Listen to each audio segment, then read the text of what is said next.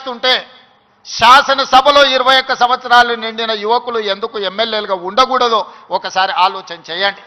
యువ నాయకత్వం ఈ దేశానికి అవసరం ఉన్నది. ఇవాళ ఈ దేశంలో ముఖ్యంగా తెలంగాణ రాష్ట్రంలో 18 సంవత్సరాలు పైబడి 35 సంవత్సరాల లోపల ఉన్న జనాభా 65%. ఇదే దేశం యొక్క సంపద.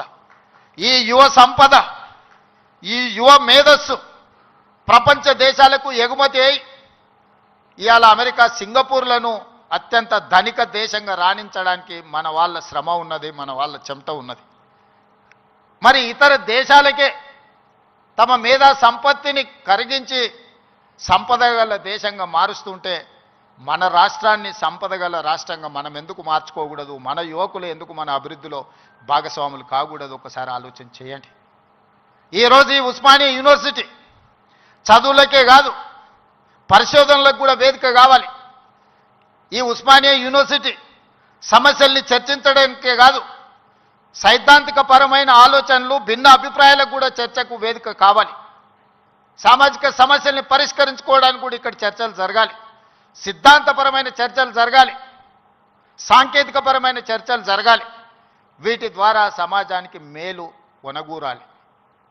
ఈరోజు మనకు నచ్చని సిద్ధాంతం ఉంటే చర్చించడానికి మనం సిద్ధంగా లేము. అసహనం పెరిగిపోయింది. నచ్చని సిద్ధాంతం ఉంటే చర్చించడం ద్వారా, ఆ సిద్ధాంతంలో ఉన్న లోపాన్ని లేవనెత్తి చూపించడం ద్వారా వాళ్ళను ఒప్పించి చర్చల ద్వారా ఓడించి రాణించాలి. కానీ వాళ్ళని అణిచివేసో లేకపోతే వాళ్ళ మీద మన అధికారాన్ని, ఆధిపత్యాన్ని ప్రదర్శించడం ద్వారా ఎక్కువ కాలం ఇది సాగదు.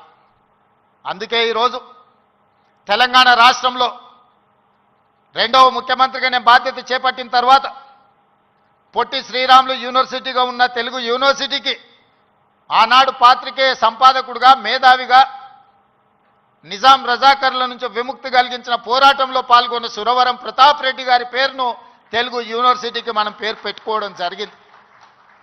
మన స్ఫూర్తి ప్రదాతలు వాళ్ళు. IIHT, Indian institute of handloom టెక్నాలజీకి కొండా లక్ష్మణ్ బాపూజీ గారి పేరు పెట్టుకున్నాం మనం. మహిళా యూనివర్సిటీ తెలంగాణలో ఉన్న ఏకైక మహిళా యూనివర్సిటీ. ఆ మహిళా యూనివర్సిటీకి ఆనాడు ఘడీలకు, దొరలకు, జమీందారులకు వ్యతిరేకంగా, రజాకర్లకు వ్యతిరేకంగా నిటారుగా నిలబడి కొట్లాడిన చాకలి ఐలమ్మ పేరు వీరనారి చాకలి ఐలమ్మ యూనివర్సిటీగా ఈరోజు కోటి ఉమెన్స్ కాలేజీని ఒక యూనివర్సిటీగా తీర్చిదిద్ది పోరాటానికి స్ఫూర్తినిచ్చిన వీరనారి చాకలి ఐలమ్మ పేరు ఈరోజు మనం పెట్టుకోవడం జరిగింది. ఇవన్నీ ఎందుకు?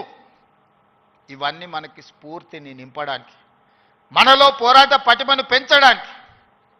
ఆనాడు తెలంగాణ యువత సమస్యల మీద పోరాటం చేసే చైతన్య పరులుగా ఉన్నారు. కానీ ఈనాడు ముఖ్యమంత్రిగా నాకు అందుతున్న సమాచారం, తెలంగాణ ప్రాంతంలో జరుగుతున్న పరిణామాలు మానసిక వేదనకు గురి చేసే పరిస్థితి ఉన్నది.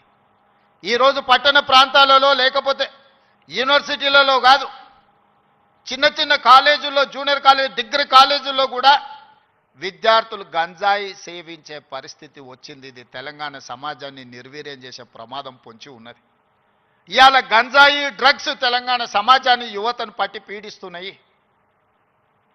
ఇవాళ సిద్ధాంతపరమైన పోరాటాలు లేకపోతే సామాజిక చైతన్యానికి సంబంధించిన ఉద్యమం